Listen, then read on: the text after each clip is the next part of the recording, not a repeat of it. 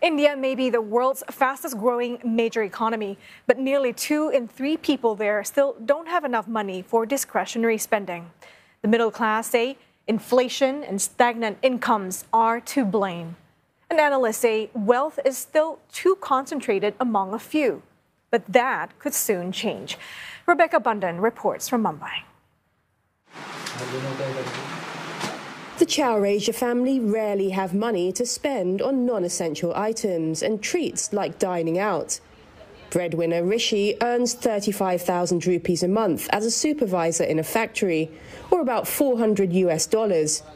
That's above the average salary in India, but barely enough for him to get by.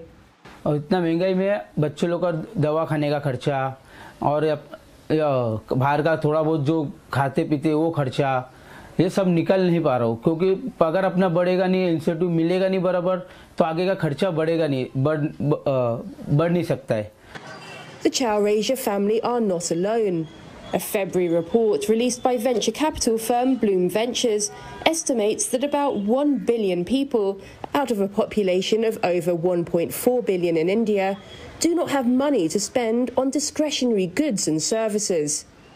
It also found that some 140 million people make up the consuming class in India, or about 1/10 of the population. Another 300 million fall under what it describes as the aspirant class, who largely spend on small-ticket purchases, such as clothing.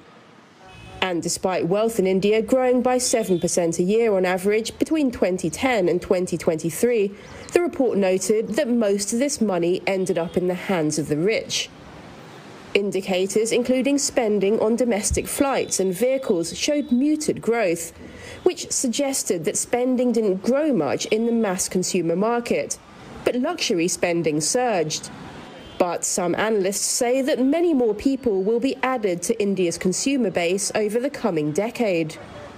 If you look at discretionary spending in India, of course it's been small, it's been low because the per capita income in India has still not been a very, very large number. Government is doing a lot of things, which is essentially manufacturing, which will create more jobs, taxation structures, direct benefit transfers, which will help wealth distribution. So more likely in the next few years, you will see more number of people getting added to the discretionary consumption pie, and more likely we are going to see a very, very strong growth in discretionary consumption over the next decade. The country's annual GDP is expected to grow by 6.5% in the current financial year, according to official projections. And the government is making efforts to put more money in the hands of the masses to help drive the economy forward. India has cut taxes for the middle class in its budget for the next financial year beginning in April, putting an extra $11.5 billion in their pockets. Citizens who earn up to 1.2 million rupees a year, or almost $14,000, will effectively be exempt from paying income tax from the 1st of April. But Rishi worries the rising cost of living and stagnant wage growth may soften the impact of these concessions, further crippling his ability to strike a balance between spending on his family today and saving money for tomorrow.